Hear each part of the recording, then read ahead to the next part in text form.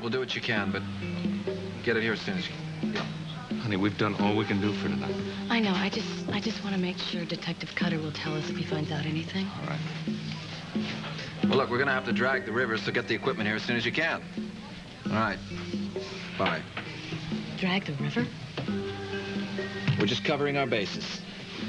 Well, be sure to hold on to all those golf balls. Bet you there's a gold mine in the air.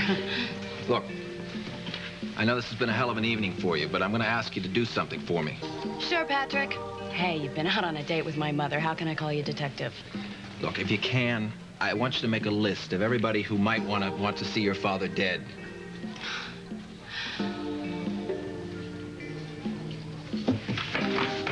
Here. Alphabetical order and everything.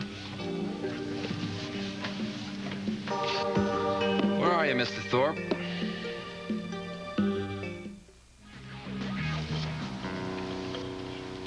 I'm glad to find you at home. Do you mind if I come in? No.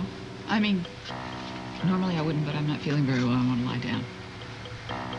Well, look, this is the last time that I'll impose on you. Yes. No.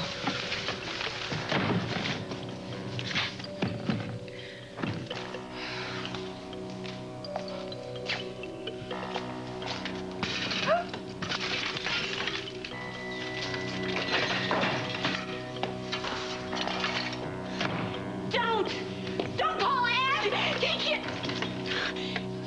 You have reached the emergency line of the Springfield Police.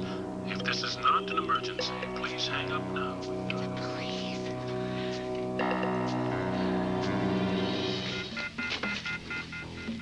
That should cover the damage to the door. What? I wish you would stop looking at me like that. I'm sorry about the glass. How would you have reacted if somebody slams a door in your face like that? There was no conversation. You just slammed it in my face like I didn't exist. So how would you like that? No, I wouldn't. It's okay. About the door, I understand. What, you think I don't understand that you're being patronizing to me right now? You cost me Ed. You won, Holly. Why don't you at least be gracious about it? Eve, what goes on between you and Ed is your business. No, see, it's not anymore. Because there isn't any Ed and me. I didn't stand a chance. I wasn't even a viable threat in this little game. Well, I know how serious you are. I respect that, okay? But you think that you're better for him than me, don't you? So I really shouldn't blame you at all for any of this. Because it was out of good conscience, right, Holly? You really care about Ed, don't you? No, I mean, yes, I care about him, but So why do you pretend that you're not happy when I paved the way to him for you? You better realize one thing. You are not getting the last laugh here. Because the last laugh comes when you realize that Ed is going to have nothing to do with you as long as Roger Thorpe is alive. Whether you will admit it or not to me, right here, I made Ed very happy. And you have robbed him of that. But then again, you probably think that's laughable too, don't you? I know. I believe you. I know how serious you are. Ed has told me, too, how happy the two of you are together. I wouldn't be surprised if, if you work things out. You're really that frightened of me that you'll say anything right now. Yes. See, all along, I thought it was just that you hated me and that you knew that you were telling lies about me. But that's not the case, is it? You actually believed everything that you told Blake and Ed and probably Michelle. The first time I realized exactly what it is that I did to Melinda and how horrible it is. She was trying to get her life back together, put some order and dignity into it, the same way that I'm trying to. And people accuse her of things she doesn't even know what they're talking about. They think that she's dangerous and unstable, the same way they think I am now because of you. But I knew what I was doing was wrong. and I checked myself into a hospital. But that won't happen to you because you actually believe all the ugly stories that you've made up about me. So, who is it, Holly, that's the sane one here? You or me? That's not why I came here.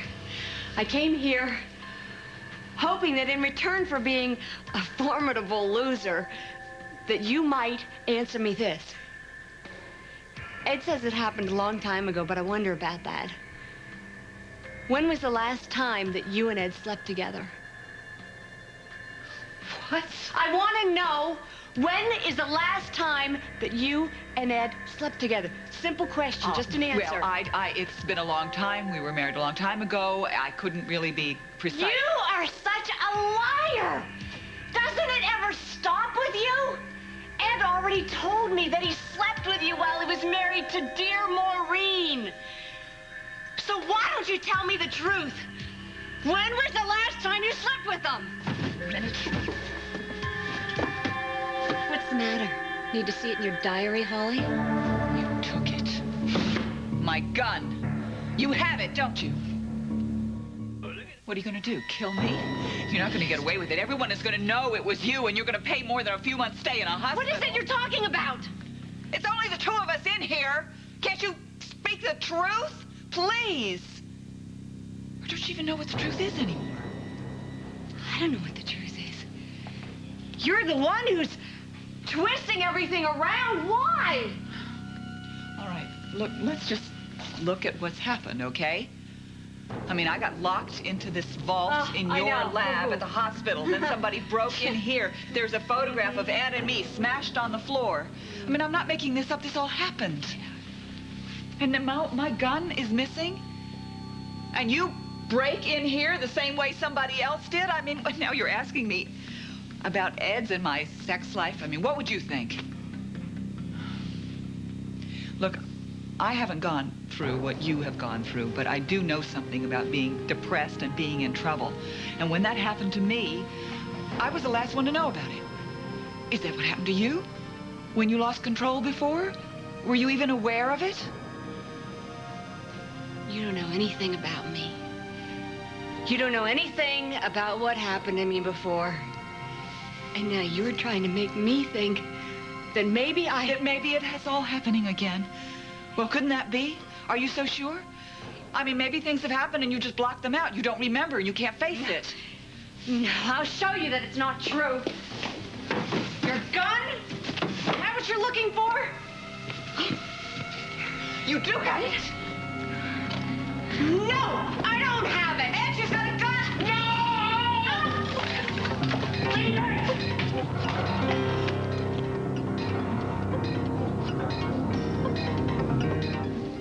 Are you all right? When I saw a car parked outside, there's broken glass all over the place. What happened here? She broke in, and I just found out my gun is missing. So you want to check her pockets, too? Why are you here? After everything we talked about, what the hell did you come here for? I think the more pointed question is, why did you come here? Do you think that she needed some protecting from me? You think that I actually have a gun? Well, why don't you tell me? Why don't you look me right in the eye and tell me if you took the damn gun or not?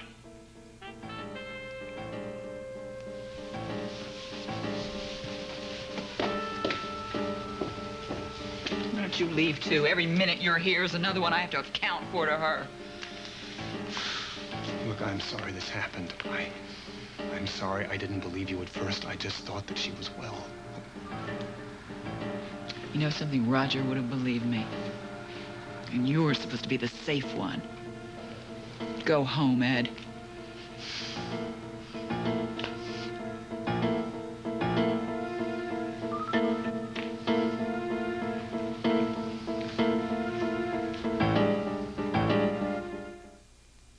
Miss Thorpe, I know it's your father's office. No one but him is allowed in these files. Now, look, I simply can't permit it, okay? Listen, cool it, please, William. I know that you're trying to do your job, okay? Just, Mr. Cooper and I are just trying to find out what happened to my dad. William, thank you, but I will handle this from here. Frank, Blake, please clear out without a fuss or I'll be forced to call security. No way, Jelly. Security knows as well as I do that Dad canned you again several weeks ago. And I have been rehired by the Spauldings. So I'll be in charge around here from now on. Half in charge, Jilly. My father still owns 50% of this station, and you have no authority to throw me out of this office. Are you trying to throw your weight around because you're afraid of what we might find in here?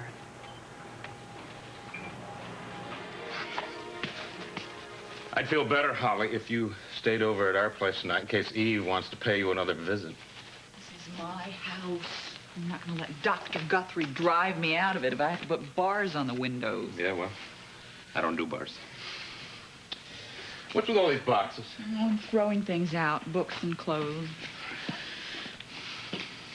Holly, you know that gun that you bought a few months ago? You don't carry it around with you, do you? I don't have it anymore. I went for it when she was coming at me on the tack. I wanted to, wave it at her and scare her off, and it wasn't there. I think she probably took it when she broke in before. It's getting crazier and scarier by the minute. Where are you going? I'm going to check the bedrooms. I'm not about to leave you alone until I know that you are alone. Oh, we have to be at the courthouse in the morning. We've got to get the restraining order against Eve. All right. When she opens those big wide eyes and talks in that quavery little girl voice, that judge just might believe her act. You should have seen her yesterday when she was talking that I was doing the same thing to her that she had done to Mindy Lewis. She was making me feel sorry for her. She just may be out of touch with reality enough to believe herself. Russ! What was it? I don't know. Sounded like it came from the basement. She's got a gun. The police are conducting an official investigation into Roger's disappearance, and they're going to want to see the same papers that you are so carelessly tossing about here. Nobody's been careless here. I hired Frank as a private investigator to help me find my father. Look, Jilly, whatever we find, we'll share with the police. You can take care of Spaulding's half interest, and I'm going to look out for my father's. Well, legally, of course, that would fall to his widow, unless you can produce a will that says otherwise. Excuse me. Where the hell do you get off talking about wills and widows? My father is not dead, okay? There is no proof. He is missing and possibly hurt. And I'm really so sick of all of you people who hate him, who are acting as if he's already gone, and trying to loot everything that belongs to him, including this chair behind his desk that you've caught your eye on, Chili, and all the power that goes with it. Don't you think it's a little bit early to be shoveling the dirt on my father's grave? You're right, and I apologize. However, with what we know so far, it is hard to be optimistic. Well, then you must know something that the rest of us don't, which wouldn't surprise me a bit. Will you please go back to your desk now? Thank you.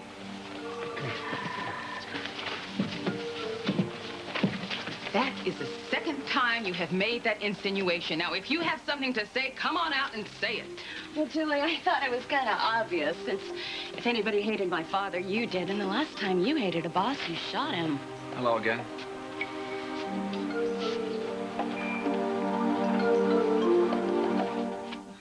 No, here, take the flashlight. Stay up here.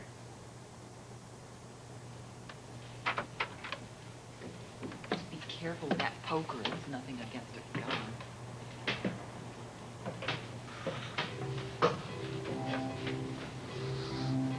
Eve?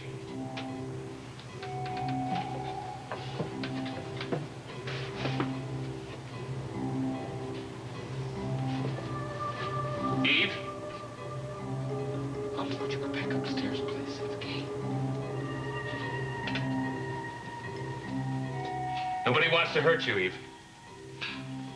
You know, maybe it's deer mice. They always get in after the first frost under the furnace. Should put some traps out.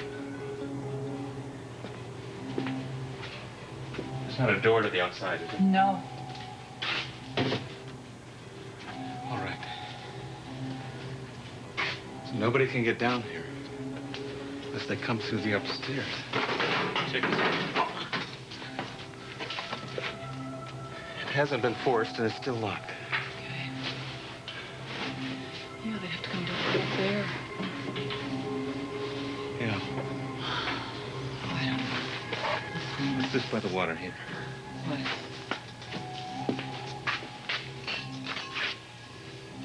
Oh. It's the door to the pilot light. Must have rusted and fallen out of there. The pilot light is still on. I think that was our noise. What a relief.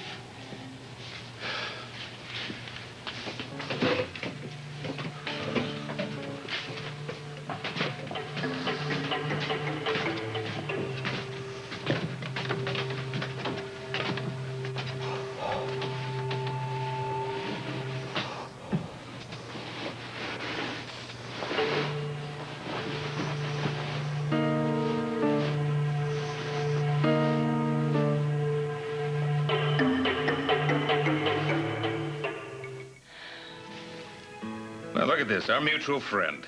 I think it's the only Charles Dickens I never got around to reading. Take it. Take it. You know, I'm just thinking. Eve doesn't have any reason to come after me anymore. Holly, she's got the same reason that she's always had, Ed. Ed is on to her now. He made that really clear tonight. That's why she took off. And when it's over for Ed, it's over. Believe me, I learned that lesson. But if she thinks Ed wants to start seeing you again, that could really set her off. She doesn't have anything to worry about. That fantasy is over. He chose her over me. He believed her over me. I just don't feel the same way about him anymore.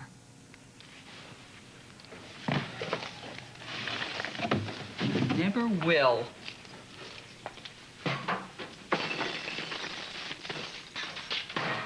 You know, I told him Roger would have believed me. And it's true. I know this is an awfully rough time for you. It's rough for Blake. Yeah. Blake is very upset. And with what's happened to Roger, you know, missing, wounded, most likely dead, tough time for you. I wish you wouldn't look at me like I have this incurable disease. Poor Holly, she has this hopeless passion for Roger Thorpe. She just can't get over it. It's going to kill her one of these days. I'm fine, you know. I'm really doing just fine. And I'm going to stay that way. Unless, of course, the police find out that my gun is missing and I only bought it with Roger in mind and He's the only one I ever dreamed of using it against. Thought you were a professional, Frank. Look, I know you guys like to use your white gloves and your feather dusters, but I'm here to do a job for my client. Hey, not when it interferes with my job. Look, I am the one who's messing things up around here because I'm in a hurry to find my father, and I don't give a damn whether you approve of my methods or not. To you, he's just another unsolved case. No such thing. Let me tell you something. There's never been a case that I haven't cracked, and I'm not about to have this one be the first. So the two of you get out of this office now, empty-handed, until I'm finished. And you can come back in and dance on the ceiling for all I care. Fine. We'll stay out of your way, as long as you stay out of ours. Look, maybe you do want to find my father so you can put another notch on your belt or whatever, but I want to find him because I love him, and I'm probably the only person in this town who gives a damn whether he's dead or alive. Detective Cutter, can I offer you some coffee? No, thanks. Not right now.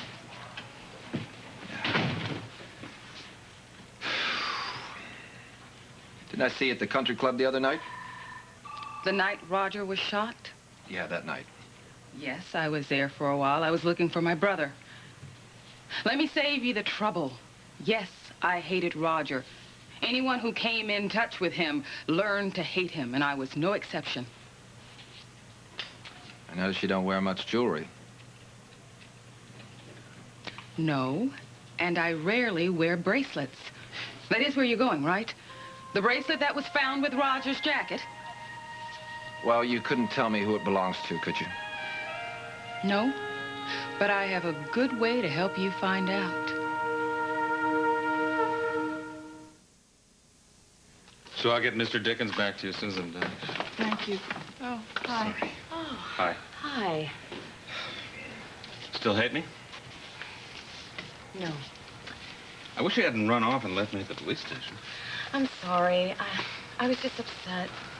It wasn't your fault, and I'm really glad you're here. Is everything okay? Yeah. I'm getting rid of some old books and clothes, and I asked Ross to come over and take his pick. Oh, well, I've got boxes full, too. We can trade. Is that my mail you're holding I didn't pick up?